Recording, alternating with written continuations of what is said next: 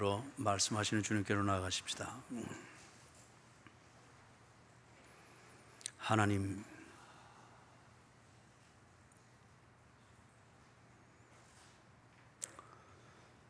집을 찾아 돌아가는 길도 때로 힘이 들거늘 거룩하신 하나님을 향하여 걸어가는 그 길이 힘든 것이 사실인 것을 깨닫게 해 주시옵소서. 푸른 초장이 있으면 거기에 머물 수 없이 목적을 향하여 또 걸어 지나가다 보면 사망의 음침한 골짜기도 지나가야 되는 길 중에 하나인 것을 인정하게 해 주시옵소서.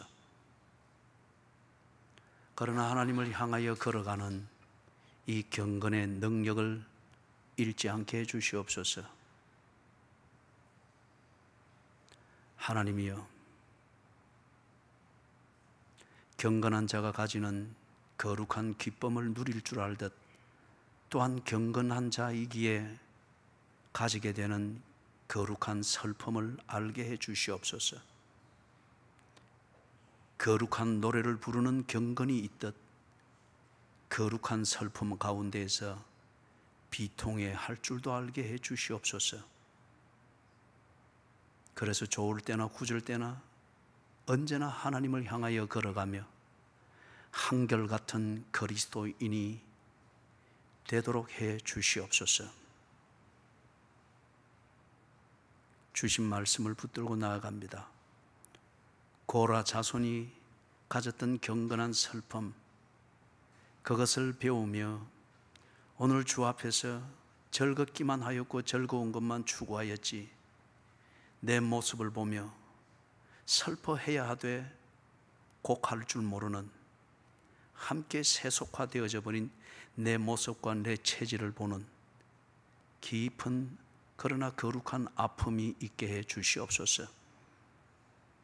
그리고 이 아픔이 주는 슬픔으로부터 벗어나는 거룩한 몸부림이 있게 하시고 그리하여 푸른 초장과 쉴만한 물가에서 쉬게 하시는 그 목가적 노래를 부르며 실을 엎는 경건한 자의 회복을 보게 해 주시옵소서.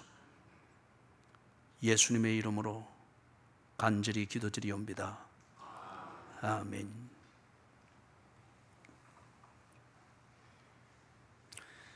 지난 한 주간 새벽기도 시간에 묵상하며 살폈던 말씀입니다.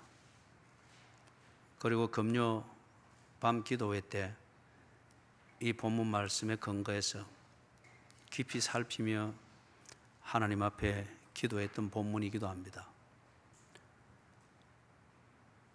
이 본문 말씀이 저를 통해서 우리에게 주시는 하나님의 집념이라 여겨지는 이 나름의 신념을 떨쳐버릴 수 없었습니다.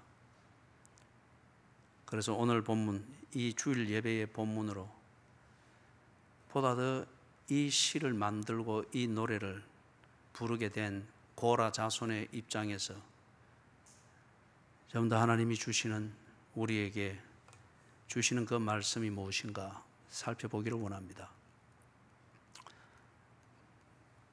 새벽기도 한 주간을 이 본문을 통해서 살피고 금요 밤기도회를 이 본문을 통해서 살필 때 주로 이 본문에 비추어 본 내 자신에 대한 묵상을 많이 나누었습니다. 그래서 간혹 사람들이 저더러 힘내라 그러기도 하고,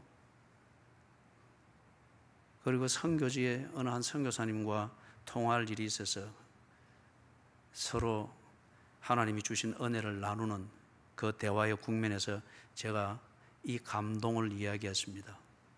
당연히 저의 감동의 주제는 거룩한 슬픔이죠. 그리고 경건한 자가 겪게 되는 거룩한 참담함입니다. 그럴 때 상대방의 선교사님이 애써 격려한다고 수고들을 하시는 걸 볼 수 있었습니다. 힘을 내십시오. 하나님이 언젠가는 써 주실 것입니다. 번성케 하실 것입니다. 그래서 그게 포인트가 아닌데 내가 뭘 잘못 전달하고 있든지 아니면 그분이 전혀 선입관을 가지고 듣고 있든지, 그래서 그 말은 할 수가 없고 제가 달리 표현을 했습니다. 그런 걸 안 주신다 한들 어떻습니까? 안 써주신다 한들 어떻습니까? 제가 섬기는 목회 현장에 모두가 말하듯 그런 종류의 부흥이 없다 한들 어떻습니까? 저는 불만 없습니다. 저의 참담함은 그게 아닙니다. 그러니 그분이 또 애써서 그렇게 위로를 하려고 합니다. 좀 더 기다려 보세요. 하나님이 알고 계십니다. 그래서 더 곤란해지는 대화인 것 같아서 인사를 하고 끊었습니다. 여러분, 깊이 있는 샘물은, 깊은 샘물은 위에서 겉으로 봐서 모릅니다. 맑은 샘물이 고여있는 깊은 우물, 그 밑에서 작은 구멍에서 퐁퐁 솟아나는 샘의 근원은 위에서 들여다보며 시원한 것만 찾는 그 사람들은 그걸 모릅니다. 그렇기 때문에 여러분, 경건한 자가 가지는 진정한 기쁨과 하나님을 깊이 깊이 닮아가는 그 진리 속에 사는 사람들이 가지는 그 참담함과 슬픔을 없으면 기쁘고 있으면 좋아, 없으면 슬퍼하고 있으면 좋아하는 그 인생과 그 철학으로는 이해할 수가 없는 겁니다. 그러니 여러분이 그리스도인으로서 진정한 기쁨이 있고, 그렇기 때문에 그리스도인으로서 진정한 슬픔과 때로 참담한 밤을 지새우는 바가 있다고 하면 굳이 세상으로부터 위로를 들으려고 하지 마십시오. 그리고 굳이 세상에 납득을 시키려고 하지 마십시오. 창조론과 진화론은 결국 접촉점을 찾지 못한 채 논쟁만을 일삼아 가게 되는 다른 두 세계관입니다. 마찬가지로 하나님을 향하여 걸어가는 경건한 자, 그가 가는 과정에서 겪는 그 아름다운 기쁨과 그 참담한 슬픔을 경건하지 아니한 자, 간사하고 불의한 자가 결코 알 수가 없습니다. 그렇기 때문에 그들의 이해를 못 받는다고 하여서 그걸 굳이 이해시키려고 할 필요가 없습니다. 그래서 이런 오해가 혹 여러분들에게도 있어서 이런 각도 저런 각도에서 굳이 목사를 위로하려고 하거나 아니면은 또 다른 계산을 해서 목사님이 사임하려고 그러나 하는 계산을 가지고 자기 정서로 만들어가는 이런 부작용이 있을까 싶어 그걸 막는 이유도 있겠고, 진실로 이 본문이 우리에게 주는, 지난주 보았던 경건은 하나님을 향하여 걸어가는 것입니다. 그렇다면 하나님을 향하여 걸어가는 그 과정에 사망의 엄침한 골짜기를 지나는 그 과정에서 가지게 되는 참담함이 있습니다. 이 메시지를 좀 더 구체적으로 나눌 수 있기를 바랍니다. 42장 1절에서부터 5절을 보면은 그 시작이 제목에 고라 자손의 마스길, 인도자를 따라 부르는 노래라고 합니다. 고라 자손은 레위의 세 아들 중에 고핫이 있었죠. 고핫의 자손들입니다. 레위의 세 아들에게 각각 임무를 주었는데 그 중에 첫 아들 고핫은 성막 중에서도 지성소를 관리했습니다. 지성소의 출입을 관리하고 지성소의 모든 비품과 시설들을 관리하고 옮길 때에는 고핫 자손만이 그것을 만질 수 있었고, 특히 지성소 안에 있는 법궤를 이 고핫 자손들이 어깨로 메어서 옮겼습니다. 이 고핫 자손의 레위의 아들 고핫의 정손자가 고라입니다. 이 고라가 참 애석하게도 광야 생활 중에서 가데스 바네아의 사건이 있은 뒤에 민심이 동료가 되죠. 그때 민심을 동료시킨 선동자 중에 한 명이 이 고라입니다. 그래서 고라와 다단과 아비람 선동하였던 이들이 광야에서 죽게 됩니다. 그럼에도 불구하고 이 고핫 자손이 끊어지지 아니했던 것은 고라가 민심을 동료하면서 혹세무민할 때에 다행스럽게도 고라의 자손들은 거기에 가담하지 아니했습니다. 그 아들들은 가담하지 아니했습니다. 그리고 하나님께서 모세에게 명령하기를 고핫의 자손들이 끊어지지 않도록 하라고 했습니다. 그것은 이 고핫 자손이 하나님의 임재를 상징하고 하나님의 임재가 거기 머물러 있는 것을 상징하는 그 쉐키나의 영광, 구름 기둥, 불 기둥으로 광야에서 나타났죠. 이것을 관리하고 이것을 보호하고 이것을 보존하는 책임을 맡기 때문에 고핫 자손이 끊어지지 않도록 했습니다. 그래서 아버지 고라는 반역으로 인해서 광야에서 비참하게 죽었으나 그 아들들은 무험하여서 대를 이어갔습니다.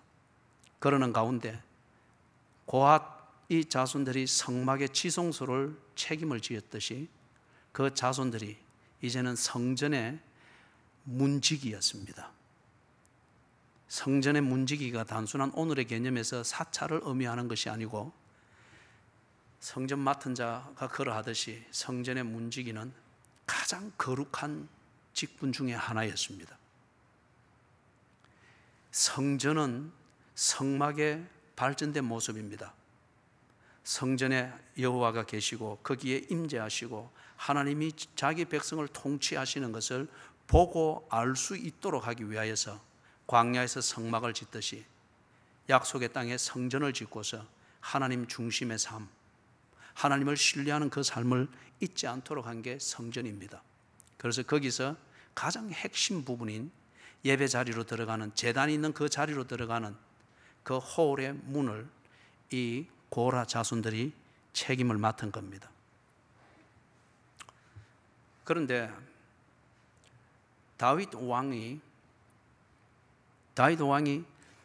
자기 아들의 반란을 받아가지고 신발도 못 신고 피신을 해야 됐잖아요. 피신한 곳이 요단 동편입니다. 그때에 물론 다윗 왕 때는 예루살렘 성전이 없었습니다. 그때도 성막이죠. 그러면 고라 자손이 그때는 성막의 지성소를 맡고 있었습니다. 다윗 왕과 함께 피신했습니다. 요단강 동편에서 성막이 없습니다. 성소가 없습니다. 정기적으로 드리던 예배를 드릴 수가 없습니다. 번제를 드릴 수가 없고 쉐키나의 영광이 머물던 그 모든 지성소의 비품과 그 의식들을 거기서 볼 수가 없고 할 수도 없고, 그리고 이 고라 자손들이 그 거룩한 일들에 수종들던 이 예배와 봉사를 할 수가 없습니다. 왕도 그렇게 자식의 반란 때문에 참 체면이 안 서는 도망자가 되어버렸고, 그리고 왕을 받드는 충신들이지만은 같이 지금 난민이 되어서 떠돕니다. 그럴 때에 사람들이 성막의 지성소를 맡으며 여기에 하나님이 있으니 이 하나님 앞에 어떻게 해라 하고 그들이 책임을 맡고 가르치고 인도해드리고 사절에 있는 것처럼 그리 했던 이 사람들인데 거기서 지금 떠들고 방황하는 신세가 됐단 말이에요. 이런 고라 자손을 보면서 사람들이 비아냥거립니다. 그리고 조롱합니다. 네 하나님이 어디 있느냐? 네 하나님이 어디 있느냐? 하오니 내 눈물이 주야로 내 음식이 되었도다. 하나님은 계십니다. 하나님은 살아계십니다. 그러나 이 고라 자손들이 그 믿음을 가지고 해오고 이스라엘 백성들이 거기에 대해서 토를 달지 않았으나 지금 고라 자손이 자기들이 하는 일을 잃어버렸고, 자기들이 하는 일을 잃어버리고 나니까 늘 의식과 전통으로 거룩하고 신비감을 가지고 드려지던 제사와 예배가 없은 거예요. 그러니 이만큼 깊이가 없는 그 이스라엘 백성들이든지 아니면은 여호와의 신앙을 언제나 꽃같게 생각했던 이방인들이 배회하고 있는 이 고라 자손들을 향해서 비아냥거리는 겁니다. 네 하나님이 어디 있느냐? 이걸 들으면서 고라 자손이 너무 아픈 거예요. 너무 슬픈 거예요. 너무 억울한 거예요. 한편 너무 분노가 치밀어 오릅니다. 그래서 어떻게 말로 항변할 수 없고 보여줄 수 있는 능력도 없고, 그러니 이 한계가 무엇으로 나타나는가? 눈물입니다. 내 눈물이 그것도 주야로 내 음식이 되었도다. 식음이 전폐되어집니다. 사랑하는 여러분,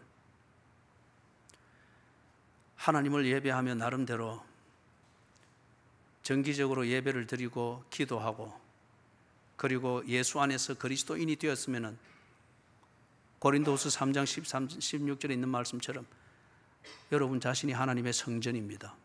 그렇기 때문에 여러분 자신이 성전을 맡은 자이며 영적으로는 고라 자손과 같습니다. 그런데 지금 여러분은 어디에 있습니까? 무엇을 하고 있습니까?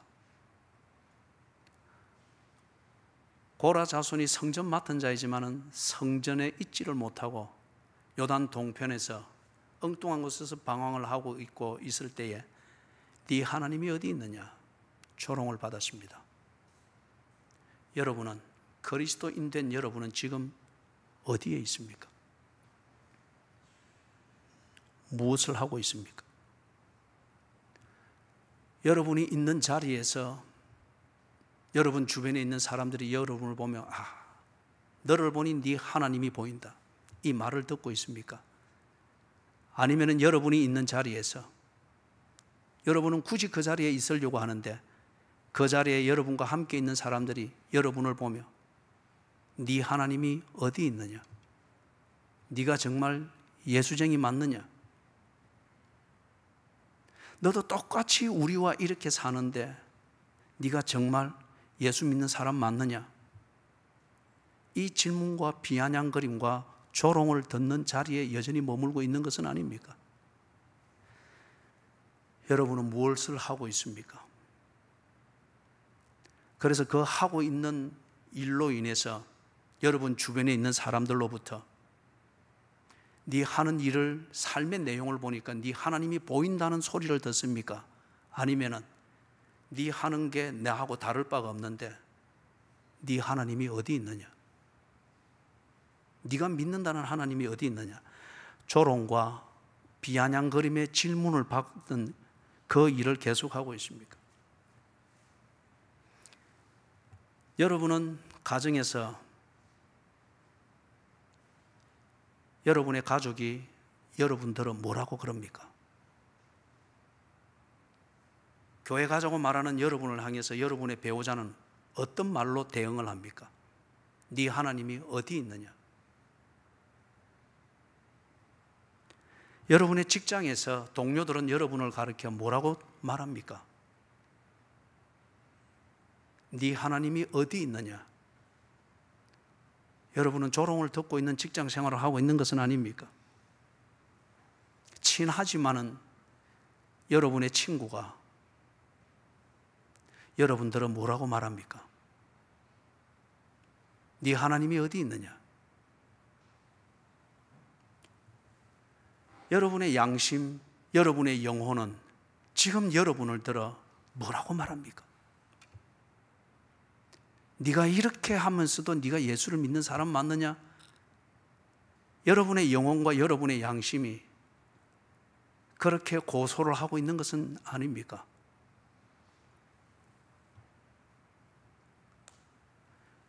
교회의 세속 사회가 자본주의 이론과 사고방식을 가지고 만든 잣대를 가지고 교회가 부흥했느냐 안 했느냐 되는 이것에 대해서는 눈물을 흘릴 이유가 없습니다.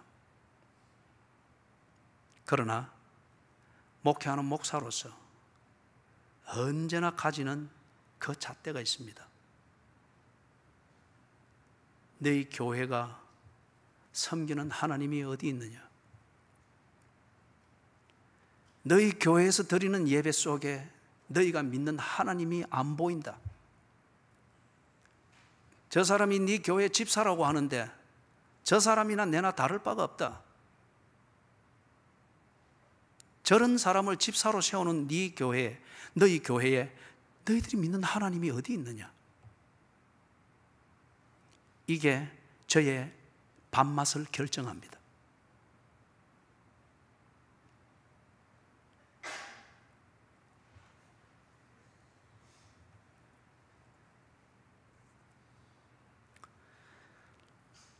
42편 6절에서부터 11절입니다. 요단 동편에서 방황하며 지내는 난민 신세로 지내는 이 고라 자손이 갈릴리 호수 저 북쪽 레바논과 시리아의 국경이 인접해 있는 그 지역에서 큰 산, 만년설이 덮여 있는 지금 헐몬산이죠. 이 헐몬산과 그리고 요단 땅, 그리고 어느 지역인지는 모르지만 미살산, 이것을 늘 보면서 그걸 볼 때 뭔가 참 기억이 납니다. 갈릴리 호수의 수자원은 헐몬산이 중심 근원지입니다. 그래서 이것을 볼 때에 주를 기억을 하나이다. 7절 8절에서 나오는 게 있죠. 자그마한 시냇물이 모여서 내를 이루고 그리고 강을 이루고 물줄기가 쏟아져 들어가면서 갈릴리 호수에 큰, 그래서 때로 조석으로 기후가 바뀔 때에 풍랑까지 이는 이것을 보면서 고라 자손, 이 참담한 심정, 내 눈물이 주야로 내 음식이 되는 이 일상을 보내고 있는 이 고라 자손에게 주님에 대한 뭔가가 연상이 되고 기억이 나는 랜드스케이프, 그 광경입니다. 아, 그렇지. 내 주님 여호와의 은혜가 헐몬산의 꼭대기에 덮여있는 만년설처럼 변함이 없는 것이죠. 그리고 저 만년설이 녹아서 물줄기를 이루고 강을 이루어서 풍랑이 이는 이 거대한 갈릴리 호수를 만들듯이 하나님의 은혜는 언제나 내게 폭포 소리처럼 주어졌고 파도와 물결처럼 내게 주어지는 것이었지.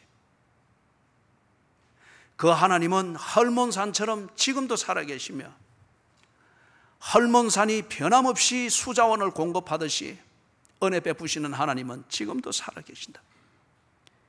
이것이 기억이 난 겁니다. 새롭게 그것이 다시금 새겨지는 거예요. 이 7절 8절을 보니까 한 여인이 생각이 납니다. 우울증 증세가 찾아왔습니다. 우울증 증세가 찾아오면서 어디서 들었는지 혼자 있으면서 자기 자신을 외롭게 방치해서는 안 된다고 하는 이걸 듣고 어떻게든지 사람 속에 묻히려고 걸어로 나가고 이리저리 배회하고 다니기를 시작합니다. 어느 날 사람들이 많이 다닌다고 하는 등산길을 산책을 하고 있는 때에 노란 꽃 한 송이를 보았다고 합니다. 우리 잡초처럼 피어있는 그 노란 꽃들 있잖아요. 노란 꽃 한 송이를 이렇게 보았는데 처음에 볼 때 그게 그렇게 외롭게 보이더랍니다. 꼭 지 모습 같더랍니다. 노래서 너무 돋보이기는 하지만은 주변에 다른 군상이 없이 그냥 잡초처럼 하나 숲 그 뻗쭉 튀어나와서 한들거리는 이게 꼭 지 모습 같더라는 거예요. 그래서 다시금 자세히 들여다보면서 생각을 해보니까 그 꽃은 외로운 꽃이 아니라 아름다운 꽃이더라는 거예요. 왜 그러는가? 나름대로 그걸 보면서 의미를 발견을 한 거죠. 무언가에 집착하여서 그렇게 아둥바둥거리며 사는 걸 보고 우리는 욕심이라고 합니다. 내가 왜 이렇게 외롭게 되었고 내가 관리할 수 없는 외로움에 빠지니까 우울증이 시작이 되어졌단 말이에요. 나를 이렇게 만든 것이 무엇인가? 남편도 아니고 자식도 아니고 가정도 아니고 그런 상태를 보면서 사실을 사실로 인정하지 않으면서 여전히 내가 집착하고 있는 내 욕심대로 끌어가려고 하고 만들려고 하고 채우려고 하고 소유하려고 했던 이 욕심이 나를 이렇게 외로운 꽃으로 만들어버렸다는 거예요. 그런데 그 자기 모습처럼 보이던 이 노란 꽃 한 송이는 외롭지 않더라는 거예요. 바람이 부니 바람에 반응하면서 하늘거리고 비치는 햇빛 아래서 노란색은 더욱더 찬란하게 원색 자체를 다 드러내고 오며 가며 지나가는 사람들이 들여다보아주고 외롭지 않고 아름답더라는 거죠. 그 비결이 뭔가?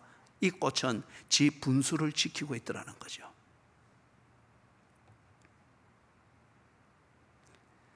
장미가 되어서 울타리에 걸려서 모든 사람들을 내려보는 자리를 탐하지도 아니하고, 노란 꽃으로서 나지막한 안전뱅이 꽃으로서 그리고 있어야 될 덤불 그 사이에서 사람들의 손길을 받지 못하나, 그러나 그것이 필요 없는 그 자리, 사람들의 손길이 없다고 해서 인기가 없다, 그래서 지 자리를 벗어나려고 하는 이런 것이 아니라 분수를 지키면서 딱 있으니 아름다운 꽃이더라는 거예요. 그러면서 왜 나는 아름답지 못한가? 그래서 나는 왜 이렇게 외로운 꽃처럼 이렇게 배회하면서 사는 우울증 환자가 되어야 되는가?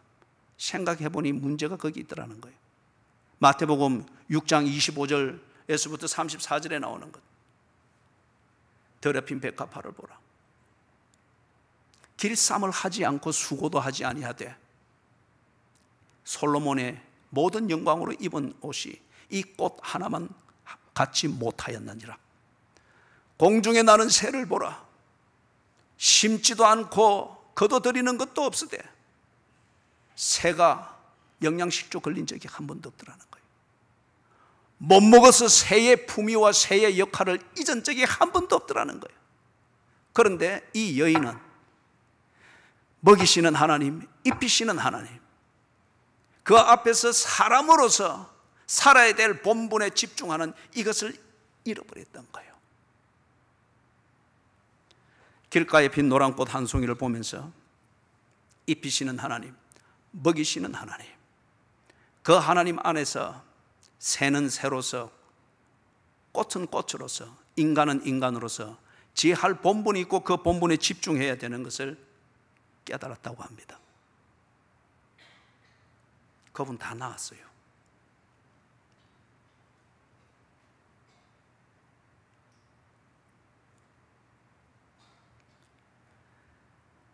이 고라 자손이 이렇게 헤매는 동안에 여호와의 그 은혜와 여호와가 내게 언제나 변함없이 은혜를 베푸는 이것을 산을 보면서 깨닫고, 흐르는 냇물을 보면서 깨닫고, 출렁이는 갈릴리 호수를 보면서 이것이 기억이 되어질 때에 자기 자신을 관리할 이 분명한 표대가 섰습니다. 그래서 8절에 보니 낮에는 여호와께서 그의 인자하심을 베푸시고 밤에는 그의 찬송이 내게 있어 생명의 하나님께 기도하리로다. 낮과 밤에 자기 관리가 되어집니다.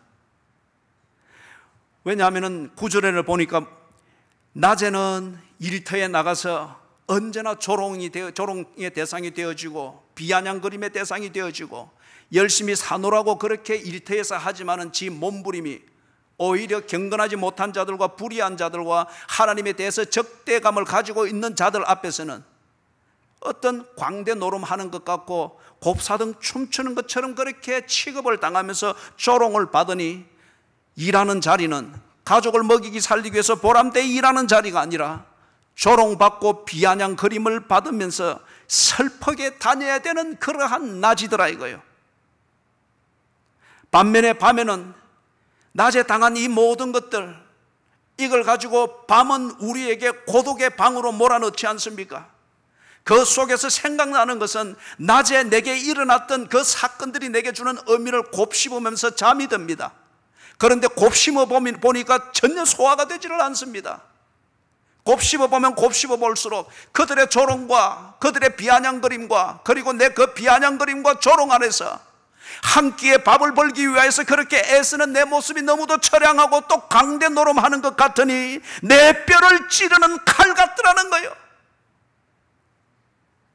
낮에 보냈던 그 일상들을 곱씹어 보면 곱씹어 볼수록, 그래서 내가 예수 믿는다고 하는 이 이유 때문에 내 보내는 일상이 밤이 되면 내 뼈를 찌르는 칼처럼 나를 아프게 만드니 의미를 곱씹으며 보람을 느끼며 잠이 드는 것이 아니라 누워있지도 못하고 일어나 침대에 걸터 있으면서 꼬박 밤을 지새웁니다. 내가 왜 예수를 믿었던가? 내가 왜 그렇게 편하게 교회 생활을 했던가? 왜 내가 사람들의 눈에 띌 정도로 그렇게 나서듯 그런 식으로 신앙생활을 해서 나도 감당하지 못하는 이 삶의 국면에 직면하게 되었는가? 자기 자신이 밉습니다. 어리석게 여겨집니다. 긴 밤을 꼴박 셉니다. 그런데 그때에 한쪽 견에서 뭔가 빛처럼 밀려 들어옵니다. 헤르몬 산을 보면서 기억하였던 것, 흐르는 시내를 보면서 기억하였던 것, 미살산을 보면서 기억하고 갈릴리 호수에 출렁이는 그 바다 물결을 보면서 기억하였던 것, 다시금 새기게 되었던 여호와의 인자하심, 헤세드, 사랑, 자비, 인내, 은혜, 이 모든 것을 당신의 백성들을 위해서 베푸시고 관리하시고 보호하시고 인도하시는 하나님의 이 모든 행위를 가리켜 헤세드, 우리 구약 성경에서는 인자함으로 주로 번역을 해놓았습니다. 헤세드의 하나님, 이 하나님이 지금도 내게 은혜를 베푸고 계시지. 헤르몬산을 덮고 있는 만년설처럼 나는 무너져 있으나 그 하나님의 은혜는 지금도 나를 덮고 계시지. 이것이 기억이 나면서 새로워집니다. 그리고 이 하나님의 위로가 그 밤에 꼴박 새면서 뼈의 통증을 느낄 정도로 일상을 기억하면서 고통의 밤을 보내고 있는 자신에게 위로로 다가오고 있습니다. 그래서 8절에 있는 것처럼 그 입에서 찬송이 나옵니다. 감사가 나옵니다. 그 고통의 의미를 깨달으면서 하나님 앞에 찬양을 하며 고통으로서 시작되어진 밤이 이제 바뀌어서 하나님께 감사하며 찬양하며 내 삶에 의미가 있음을 깨달으면서 감동의 그 시간으로 밤을 지새게 되는 것을 보게 됩니다. 여러분, 제가 군대를 제대하고 난 다음에 기도원을 올라갔습니다. 제 진로를 하나님께 물으며 마음을 정하기 위해서였습니다. 8월 하순경이었습니다.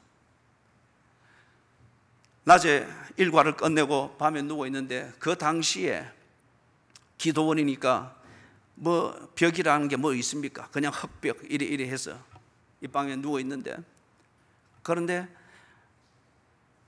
12시가 넘어갔는데 저쪽 방에서 방언을 하며 기도하는 소리가 조금 저는 그 소리를 지금도 생생하게 기억하고 있습니다. 방언은 그리 해야 된다고 저는 그리 믿습니다. 얼마나 아름다운지. 그 운율이 있는 그 방언이, 여러분, 감정이 실리면 우리의 말에 운율이 있습니다. 단순한 표현이 아니라 감정이 있고 거기에 뭔가 심정이 있으면 표현되어질 말에 운율이 있습니다. 듣기가 아주 좋죠. 그게 사람을 감동시키죠. 옆방에서 그 울다가 그리고 또 방언을 조금 하다가 그리고 울음과 더불어서 방언으로 하다가 그게 거의 한 2시간. 저는 이쪽 벽 건너편에서 그걸 들으면서 함께 잠을 자지를 못하면서 함께 감동을 느끼고 있는 거예요. 분명히 그분이 낮에 겪는 그 삶의 현장에서 겪는 그것으로 만드는 자신의 인생의 한계를 느끼기 때문에 기도원을 올라와서 밤에 우리 하나님 앞에, 잠들지 못한 채 하나님 앞에 자신의 삶을 아뢰고 쏟아놓는 거지 않겠습니까? 낮에 예배드리는 성전이라 일컫는 자리에 갔습니다. 그래서 낮에 찬송하면서 성경을 보면서 주께서 내 길을 인도하시는 것이 무엇인가를 깊이 묵상을 하면서 찾고 있을 때에 한쪽 견에서 되게 시끄러워요. 애들 소리 때문에. 그래서 보니까 한 남자분이 꿇어 엎드렸습니다. 그 아버지 등 위에 올망졸망 한 아이 3명이 달라붙어 가지고 아버지 목을 탔다가 등을 탔다가 끌어당기다가 징징거리다가, 그런데 그 애 아버지는 꿇어 엎드려서 이 몸이 들썩거릴 정도로 흐느끼고 있는 거예요. 그분의 낮은 분명히 슬펐을 겁니다. 아이의 엄마가 병들어 누워서 아이를 돌볼 수 없는 형편이 있든지, 아니면은 그 아이의 엄마가 삶의 생활의 어려움으로 인해서 가출을 해버렸든지, 아니면은 다른 남자와 눈이 맞아서 그냥 도망을 가버렸든지, 아니면은 뭔가 기구한 사연이 있기에 올망졸망한 이 애들 3명을 데리고 그 산중에 기도원으로 들어가서 다른 할 수 있는 게 아무것도 없으니 그냥 꿇어 엎드려서 이 남자의 몸이 흔들릴 정도로 꿇어 엎드려서 흐느끼고 있는 거예요. 아무것도 모르는 이 올망졸망한 애들은 말 타기에 좋다고 그 조그만 중에 한 명은 또 그 타서 낄낄거리 쌓고, 그죠? 이게 얼마나 기구한 삶의 모습이냐 이거예요. 어찌하여 원수의 압제로 말미암아 슬프게 다니나이까? 삶의 현장에서 겪는 경건한 자의 현실적인 고통입니다. 그리고 그것이 밤에 다른 대책이 없을 때에 밤새워 하나님을 찾으며 표현할 말이 없으니 주신 방언으로라도 하나님을 찾으며 구하며 이 방언으로도 안 되니 그렇게 훌쩍이면서 주여 주여 주여 주여를 찾고 있는 거예요. 비록 세속의 힘에 의해서 성전으로부터 쫓겨났으나 하나님은 요단 동편에서 방황하던 고라 자손에게 그 은혜로 임하셨고 지켜주셨습니다. 그렇기 때문에 8절에 낮에는 여호와께서 그의 인자하심을 베푸시고 밤에는 그의 찬송이 내게 있어 생명의 하나님께 기도하리로다. 경건한 자의 슬픔과 그래서 하나님을 향해서 걸어가기 위해서 일어날 힘을 주십시오. 어느 길로 가야 됩니까? 이 초롱으로 뒤범벅이 되어진 내 일터에서 어느 길로 가야 하나님을 향해서 가는 것입니까? 도무지 잠을 이룰 수 없고 곱씹으면 곱씹을수록 난감하고 참담한 이 밤에 어찌하면 잠이 들 수 있어 내일 삶을 준비할 수 있겠나이까? 하나님은 어디에 계십니까? 나의 하나님은 어디에 계십니까? 목 놓아 울도록 만들었던 감동을 주셨던 하나님은 이 참담한 밤에 지금 어디에 계십니까? 나는 갈 길을 알지 못하고 몸부림으로 주님을 찾되 주님은 갈 길을 알고 낮과 밤을 구별하시면서 인도해 주셨습니다. 43편에서 경건하지 아니한 나라 그리고 간사하고 불의한 자 그들에 의해서 쫓겨났고 목숨을 건지기 위해서 신발도 신지 못한 채 도망가는 왕을 따라서 함께 오고 보니 요단 동편 광야에서 방황하고 있습니다. 경건하지 않는 나라와 간사하고 불의한 자들 이 아래에서 지금 슬픔을 당하고 있습니다. 그래서 2절에서 어찌하여 나를 버리셨나이까? 내가 어찌하여 원수의 억압으로 말미암아 슬프게 다니나이까? 여기서 한번 생각을 해봅니다. 정말 이 고통과 이 부르짖음이 진실이라고 하면은 경건하지 않는 나라와 간사하고 불의한 자에 의해서 내가 억압을 당하고 있고 이것 때문에 내가 슬프다고 하는 것 같으면은 그래서 하나님을 부르면서 어찌하여 나를 버리셨나이까? 이게 진정한 기도이고 이게 진정한 경건에서 나오는 신앙일 것 같으면은 왜 그 자리에서 일어나지 않는가? 왜 그 경건하지 않는 나라를 떠나지 않는가? 왜 간사한 자와 불의한 자의 손길에서 벗어나는 그 실천을 하지 않는가?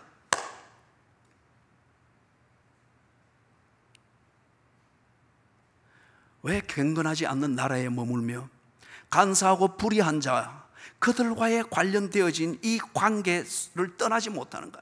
생계 문제 때문에? 아니면 체면과 안면에 바치는 일 때문에? 아니면 갑과 을의 관계에서 을의 위치에 있는 내가 그를 떠나게 될 때에 당하게 될 모든 불이익과 현실적인 그런 불이익과 피해 이것이 겁이 나기 때문에 그래서 한편 경건한 자로서 네 하나님이 어디에 있느냐는 이 초롱을 받되 이것에 대하여서 내가 을의 관계에 을의 위치에 있기 때문에 먹고 살아야 하기 때문에 이것에 대한 집착으로서 조롱과 비아냥을 한껏 받되 경건한 자로서 어떤 액션도 취하지 못하면서 홀로 있는 자리에서 하나님을 찾아 그냥 이렇게 호소만 하고 있습니다. 내가 어찌하여 원수의 억압으로 말미암아 슬프게 다니나이까? 사랑하는 여러분, 어찌하면 여기서 벗어날 수 있는가 하는 것을 3절 4절에서 깨닫고 이야기합니다. 3절 성전으로 돌아가고 싶은 소원을 아뢰고 있습니다. 4절 예배 회복의 소원을 하나님께 아뢰고 있습니다. 사랑하는 여러분이요, 을이 갑의 손을 벗어나기가 쉽지 않습니다. 명분을 가지고서 우리가 먹고 살 수 있는 것이 아닙니다. 명분이 있을 때 명분을 현실로 만들기 위하여서 분명한 액션을 취해야 됩니다. 그러나 더 이상 경건하지 아니한 나라와 불의하고 간사한 자들의 손 아래서 억압을 당하는 구조에서는 벗어나야 합니다. 이걸 위해서 또 다른 악을 저지르고 또 다른 불의한 그 관계나 직장에 들어가서 벗어날 것이라, 이거는 악순환의 고리를 만드는 것이죠. 이것으로부터 벗어나기 위하여서 성전으로 돌아가십시오. 교회 중심의 삶으로 돌아가십시오. 그리고 예배를 회복하십시오. 예배를 회복하는 그 삶이 회복이 되도록 관계를 정비를 하시라는 겁니다. 사랑하는 여러분, 큰 믿음을 가진 것을 자랑하지 마십시오. 선교사님과의 대화에 있어서 그분이 정말 하나님은 알고 계십니다. 하나님께서 언젠가는 써주실 것입니다. 하나님께서 그 교회를 일으켜 주실 것입니다. 고마운 말이지만은 얘기의 주제하고는 전혀 상관없는 제멋대로 만든 위로입니다. 그분이 그런 믿음이 있듯 나도 그런 믿음이 있습니다. 하나님은 사랑이십니다. 하나님은 신실하십니다. 하나님이 하신 약속을 하나님이 잊은 적이 없습니다. 그리고 내가 걸어왔던 모든 인생은 하나님의 신실하심의 증거입니다. 이 큰 믿음 변함없습니다. 하나님께서 나를 목사로 부르셨고 지금 이 자리에서 세워서 목회하고 하게 하시는 분이 하나님이신 것을 믿는 것에 변함이 없습니다. 큰 믿음. 그러나 그 큰 믿음을 가지고 바라보기만 할 뿐, 그리고 기대하고 바라고만 있을 뿐, 하나님을 향하여 걸어가는 걸음을 뛰지 않는 것 같으면 큰 믿음이라는 껍데기 안에서 쏘은 하이에나에게 다 파먹힌 버팔로와 같게 되는 거예요.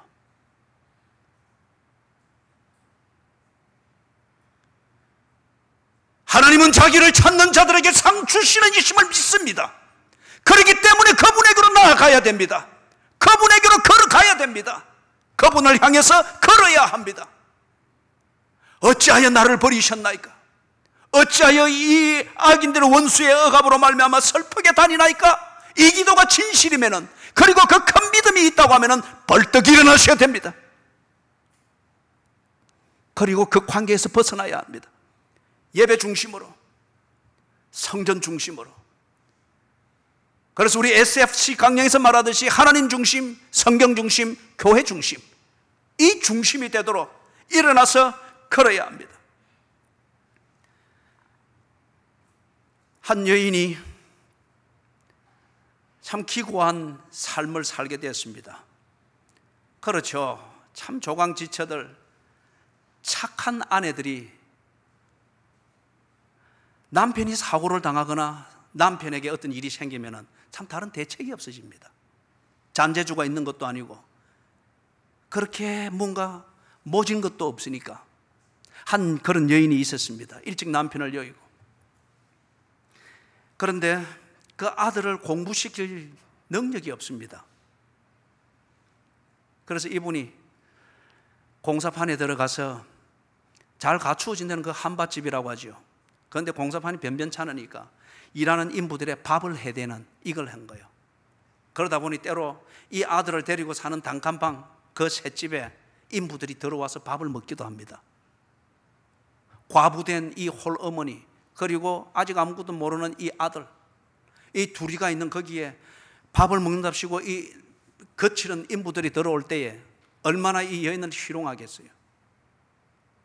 착하기만 하고 그리고 예수를 믿는 집사로서 참 교회에서도 사랑을 받고 목사의 사랑을 받을 정도로 신실했던 이 여집사님이 아들을 공부시키기 위해서 이 험한 환경을 참아 나가면서 밥을 해대는 거예요. 그리고 늘 찬송을 부르면서 밥을 펄 때는 자기 신앙을 따라서 십자가를 꺼가면서.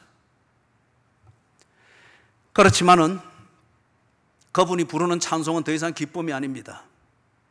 그분이 밥을 펄 때마다 그 밥 위에 꽂는 십자가는 더 이상 즐거운 신앙 고백이 아니라 어찌하여 원수의 억압으로 말미암아 슬프게 다니나이까? 자신의 이 슬픔과 이 비통함과 참담함과 비아냥거림과 조롱거리가 되어버린 과부의 이 신세를 타령하면서 버텨보고자 하는 몸부림에 지나지 않는 거예요. 갈수록 더욱더 삶이 열악해집니다.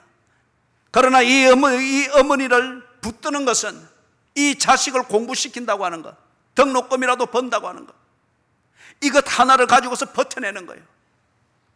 설상가상이 됩니다. 소문들이 흉흉해집니다. 어느 날 봄날에 이분이 한복을 차려입고 그리고 아들의 손을 잡고 교회를 갑니다. 그날 교회 안에 앉아서 예배 시작부터 끝까지 울기만 하다가 왔다고 합니다.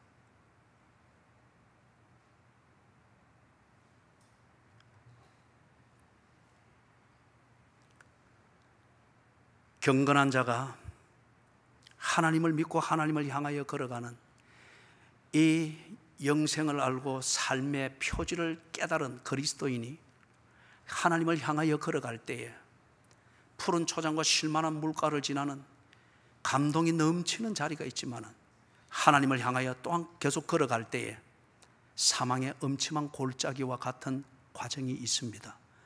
그럴 때에 거기서 허우적거리고 큰 믿음만 울고 먹으면서 그렇게 할 때에 사람들이 비아냥거립니다. 네 믿음이 어디 있느냐? 네 하나님이 어디 있느냐? 그러고도 네가 예수 믿는 사람이냐? 그럴 때에 버텨내고 억지로 그렇게 하려고 하는 그것이 길이 아닙니다. 그럴 때에 내가 정말 하나님을 향하여 걸어가고 있나? 견디고 버텨내고 이기고 아들 공부를 시켜내는 이것이 목적이 아니라 내가 경건한 자로서 그리스도인으로서 하나님의 백성으로서 여전히 하나님을 향하여 걸어가는 몸부림을 하고 있느냐 하는 이 고뇌가 있어야 되는 거예요. 이 슬픔이 있어야 되는 거예요. 엄마는 아들을 보면서 엄마로서의 슬픔을 가지고 고뇌를 가지듯이 하나님을 향하여 걸어가는 이것이 인생이고 이것이 인생의 가치인 것을 깨달은 그리스도인일 것 같으면 군데에서 내가 하나님을 향하여 걸어가고 있는 것, 이 목회는 하나님을 향하여 걸어가고 있는 것, 그러지 못한 현실을 두면서 진정 사망의 음침한 골짜기에서 뱉어낼 수 있는 신음소리와 같은 몸부림이 있어야 하는 거예요. 이 아들의 어머니가 교회를 간 거짓날부터 그 일을 접었습니다. 그리고 어느 신학교에 식당에 들어가서 밥을 하는 식모살이를 했습니다. 모든 것이 회복되고 정리되었습니다. 말씀을 정리합니다. 43편 5절 그리고 42편 5절과 11절, 여기서 세 가지 거의 똑같은 표현들이 있죠. 내 영혼아 네가 어찌하여 낙심하며 어찌하여 내 속에서 불안해하는가? 너는 하나님께 소망을 두라. 그가 나타나 도우심으로 말미암아 내 하나님을 여전히 찬송하리로다. 여러분이요, 불안해하고 낙심해 하지 마십시오. 그 우울증 증세를 보이던 여인이 외로움에서 벗어나기 위해서 어찌든지 사람 있는 곳을 찾아다니면서 그렇게 다니는 것, 살고자 하는 몸부림이지만은 그러나 그거는 낙심하고 불안해하는 자기 심령의 표시입니다. 경건한 자는 그게 아닙니다. 박해와 조롱과 어려움들이 있게 되고, 그래서 내가 하나님을 향해 걸어가던 걸음이 멈춘 것처럼 보여질 때에 하나님을 향해 걸어가는 걸음이 멈추어진 것을 보며 그것을 두고 고민할 수 있어야 됩니다. 그 길을 회복하기 위하여서, 그 길을 여전히 가기 위하여서 고민할 수 있어야 됩니다.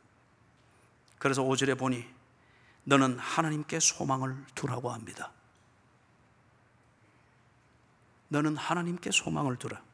헷세대의 하나님, 인자와 자비를 베푸시는 하나님, 하신 약속은 반드시 이루시고 지키시는 그 하나님, 그 하나님께 소망을 둘 때에 어디가 길인지 우리가 모릅니다. 해답이 어디에 있는지 모릅니다. 무엇을 해야 하는지 모릅니다. 올망졸망 새 자녀가 이렇게 엉키고 저렇게 엉키고, 한 명은 위에 타서 말 탄다고 그렇게 즐기고 있고, 아버지의 울음을 그렇게 즐기고 있을 때 꿇어 엎드려서 주여 어떻게 하면 좋습니까? 어떻게 하면 좋습니까? 업소처럼 그렇게 할 때에 그 아버지가 어디가 길인지 알아서 되게 기도를 하겠습니까? 무엇이 해답인지 알아서 기도를 하겠습니까? 무엇을 해야 되는지 대안이 있어서 그렇게 기도하겠습니까? 그냥 퍼져 엎드려서 하나님을 향하여 걸어가는 겁니다. 하나님을 향하여 걸어갈 때에 하나님이 살아계시고 하나님이 당신을 부르셨다면 어디로 가야 될지는 모르나 하나님을 향하여 걸어가기 위하여 일어날 때에 하나님께서 당신을 향하여 손을 뻗을 것입니다. 손이 끄는 대로 갈 때에 그것이 길이이며 그 하나님의 손에 붙들려 시간을 보내는 것이 당신이 해야 될 일입니다. 그리고 그것이 해답일 것입니다. 큰 믿음이 있음을 자랑하지 말고 그 믿음의 근거하여 taken action, 행동하십시오. 한 걸음씩 한 걸음씩.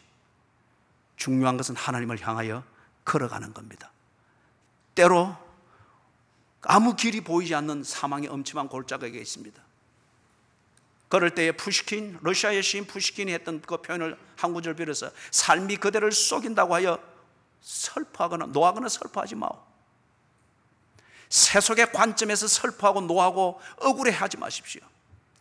하나님을 향하여 걸어가는 내 걸음이 멈추어진 것을 두고서 고민하십시오. 슬퍼하십시오. 통곡하십시오. 그리고 하나님께 업소하면서 하나님을 향하여 걸어가기 위하여 일어나십시오. 주께서 경건한 자를 버린 적이 없습니다. 경건한 자의 그 고뇌하는 슬픔을 주께서 사망으로 그렇게 버린 적이 없습니다. 제 대신 화관을 씌워주시는 하나님이십니다. 기도하겠습니다. 하나님, 거룩한 고뇌를 주시옵소서. 거룩한 슬픔 가운데 빠지는 것을 배우게 해주시옵소서. 배가 고파서 서름을 타는 이 수준을 이제는 넘게 해주시고, 배가 부르든 배가 고프든 삶의 표지를 잃어버리고 기회를 쫓아 메뚜기처럼 그렇게 촐랑대는 우리의 모습들을 두고 슬퍼할 줄 알게 해주시옵소서. 중심이 없이 살아가는 그리스도인된 내 모습을 두고 슬퍼할 줄 알게 해주시고, 엄마가 믿는 하나님은 어디 있어? 자식들의 이 조롱 섞인 도전 앞에서 슬퍼할 줄 아는 엄마들이 되게 해주시옵소서. 그리고 하나님을 향하여 걷게 하시고 제 대신 화관을 씌워주시는 그 하나님으로 인한 회복이 내 인생과 내가 사는 가정과 하나님 아버지여 내가 땀 흘려 수고하는 일터에서 이 회복들이 일어나게 해 주시옵소서. 예수 그리스도의 이름으로 간절히 기도드리옵나이다. 아멘.